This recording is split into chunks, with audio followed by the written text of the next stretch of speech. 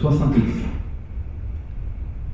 Cela fait 70 ans que nous explorons l'espace et notre système solaire. 70 ans que cette exploration est associée à l'aventure, à l'innovation, en somme, au futur. Mais, et si cette exploration spatiale, lorsque nous la conjuguons au futur, justement, bien, et si en fait, elle nous permettait avant tout de nous éclairer sur notre passé? En tant que géologue, mon métier consiste justement à lire dans les archives de la Terre, à explorer, décrypter ce qu'au final, la Terre a pu enregistrer comme événement il y a de cela des dizaines, des centaines, voire même des milliers de millions d'années de cela. Alors ceci sert avant tout à répondre à une grande question, la question de nos origines. Quelle est l'origine de notre planète, de la Terre? Quelles sont les origines de la vie? Bref, nos origines.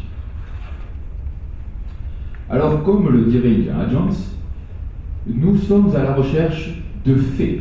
Nous ne cherchons pas à connaître la vérité. Non. Ce que nous cherchons, ce sont des informations, des éléments qui nous permettraient justement de décrypter, de comprendre, d'essayer de répondre à ces questions. Alors ces éléments, ces informations, nous les cherchons sur Terre, mais malheureusement, leur trace est très difficile à découvrir. En effet, la Terre est en perpétuel renouvellement. Sa surface évolue sans cesse. Les océans s'ouvrent, puis se referment. Les montagnes s'érigent, puis s'érodent. Imaginez, même les continents se déplacent.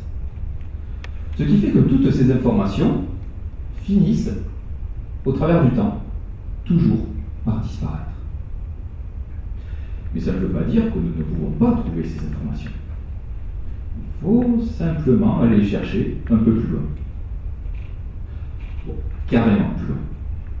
En fait, on va repousser l'ultime frontière de l'espace pour essayer de retrouver ces traces ailleurs que sur Terre, et notamment sur la planète Mars.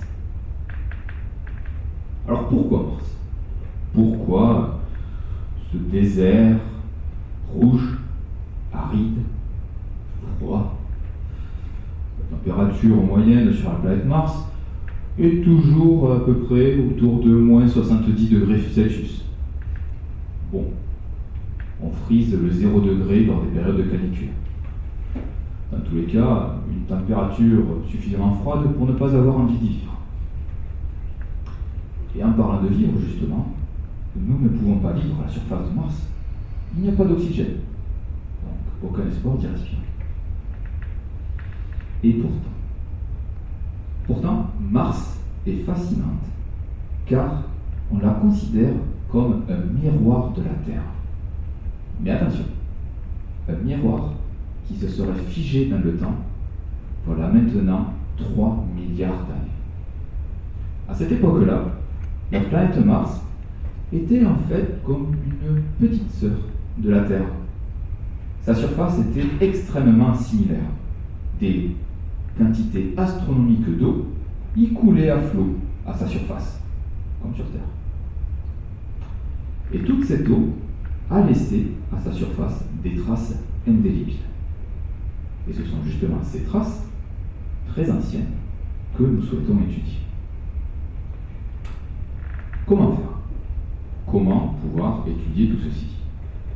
En 70 ans d'exploration spatiale, nous avons envoyé plus de 250 sondes d'exploration dans notre système solaire. Parmi elles, une vingtaine étaient destinées à la planète rouge. Et seulement une poignée ont réussi à atterrir à la surface. Mais grâce à cette poignée d'explorateurs robotiques, pour nous autres géologues, le futur, c'est aujourd'hui. Imaginez, nous sommes capables de faire de la géologie, c'est-à-dire d'analyser, d'étudier, de décrypter les roches à des centaines de millions de kilomètres de chez nous. Et en plus, on a des super robots. On utilise également d'autres technologies très avancées, comme la réalité virtuelle, pour pouvoir simuler notre présence sur place. Mais simuler... Bon, je suis un géologue. J'ai ce besoin de sentir, de toucher les roches. Et donc, être si loin de mes objets d'étude, c'est extrêmement frustrant. Alors, la prochaine étape pour essayer d'améliorer cette expérience, de compléter ce travail, c'est ce que l'on appelle le retour d'échantillon. C'est-à-dire que d'ici quelques années, quelques dizaines d'années, nous serons capables de ramener des petits bouts de planètes sur Terre. Imaginez, des petits bouts de planètes qui sont aussi vieux, voire même plus vieux que la Terre elle-même.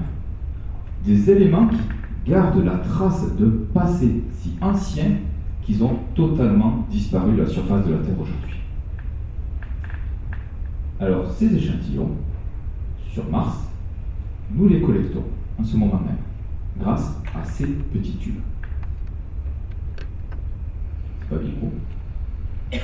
De si petits bouts de roche, quelques grammes seulement, un si grand potentiel pour répondre à ces questions. Grâce à ces échantillons, qui reviendront sur Terre dans quelques années, eh bien, nous pourrons répondre à de nombreuses interrogations. Par exemple, nous serons capables de dater ces morceaux de roche.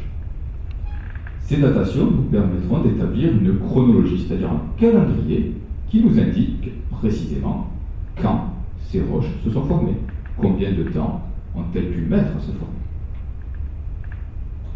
Si on regarde à une échelle un peu plus petite, nous pourrons également avoir la composition minéralogique, c'est-à-dire connaître les minéraux, les briques fondamentales qui composent ces roches.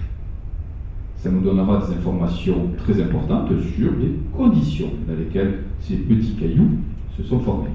Par exemple, quelle était la température, la pression atmosphérique, l'humidité ambiante, bref, ce genre de choses.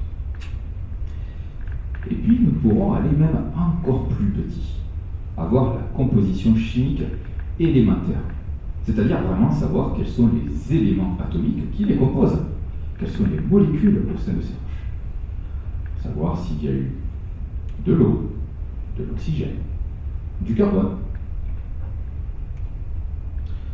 Mais s'il y a de l'eau, de l'oxygène et du carbone, et que je vous disais un peu plus tôt que la planète Mars était très similaire à la Terre à cette époque-là, se pourrait-il que la vie ait également pu voir le jour sur Mars?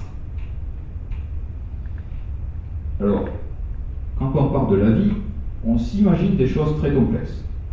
Ici, on ne va pas parler de martiens, de petits bonhommes verts, ou même de Madame. Non. Quand on parle de la vie potentielle, il faut s'imaginer en fait quelque chose de minuscule, de microscopique. Des microbes, rien de plus, rien de moins. En fait, des traces d'une activité bactérienne. Alors justement, le 10 septembre dernier, dans la revue Nature, nous avons publié ceci. Ce que vous voyez actuellement, et notamment les petits points sombres, ce sont des traces chimiques, des traces de minéraux à base de fer, de phosphate et de soufre. Rien à voir avec du carbone et de l'oxygène. Et pourtant, sur Terre, lorsque nous trouvons des traces similaires, il arrive qu'elles soient associées à de l'activité microbienne. C'est-à-dire que ce que nous avons retrouvé ici nous indique que peut-être il pourrait y avoir eu une activité microbienne un jour sur Mars. Bon, c'est au conditionnel. Pour le moment, il ne nous est pas possible de répondre à cette question par oui ou par non. Tout simplement parce que nous n'avons pas les instruments sur place pour faire des analyses plus précises. C'est-à-dire que, pour pouvoir trancher cette question, il nous faudra un jour ramener cet échantillon à la maison. Et là alors, nous pourrons peut-être dire, y a-t-il eu de la vie, oui ou non, sur Mars, à la même époque que celle-ci apparaissait sur Terre. Maintenant que nous savons tout cela, quelle est la prochaine étape? Dira-t-on, un jour, nous, je veux dire l'humanité, l'espèce humaine sur Mars, posera-t-on le pied sur la planète rouge? Alors, je suis un grand fan de science-fiction, et j'ai envie de vous répondre oui, évidemment qu'on ira. C'est un peu plus compliqué que ça. Mars est immensément loin. Que ce soit en termes de distance ou de temps, c'est extrêmement compliqué d'y aller et d'y rester. Pour cela, nous allons devoir apprendre, ou plutôt réapprendre, à voyager dans l'espace interplanétaire. Et donc, pour cela, peut-être pourrait-on avoir un objectif un peu plus humble pour commencer. Quelque chose de plus proche, de plus accessible. Dans notre voisinage, nous avons la Lune. Nous devrons donc, avant d'aller sur Mars, réapprendre à aller sur la Lune. Redévelopper des technologies, des moyens de communication qui nous permettront d'aller nous établir sur notre satellite pour l'étudier. Alors cette fois-ci, il ne s'agira pas de quelques jours, comme l'émission Apollo, mais véritablement d'y rester quelques semaines, quelques mois, peut-être quelques années. Dans tous les cas, ce sera extrêmement compliqué, car la vie hors de notre monde est extrêmement difficile. En fait, c'est pour ça qu'on ne parle pas de vie dans l'espace, mais uniquement de survie. L'espèce humaine n'est tout simplement pas adaptée à la vie en dehors de son berceau, la Terre. Et c'est pour ça, au final, qu'il n'y a pas de planète B, que nous devons absolument faire ce que nous devons pour comprendre et préserver notre planète. Alors, est-ce que tout ceci est de la science? Est-ce que c'est de la fiction? Alors, j'ai envie de vous dire que c'est un peu les deux, en fait. Et si, au final, essayer de comprendre la réponse de la question de nos origines n'était pas, au final, plus une quête de sens? Imaginez l'immensité de l'espace et même de l'univers dans lequel nous nous trouvons. Rien qu'au niveau de notre galaxie, vous voyez, nous ne sommes que ce tout petit point perdu dans cette immensité. Tout ceci nous porte à penser qu'il nous reste encore tant de choses à découvrir, tant de choses à explorer et à essayer de comprendre. Alors que ce soit sur la Terre, la Lune ou bien sur Mars, continuons. Allons de l'avant pour toujours mieux comprendre, chercher des réponses. Essayez de répondre à cette question de nos origines, de notre histoire. Et c'est ça pour moi, la vision du futur.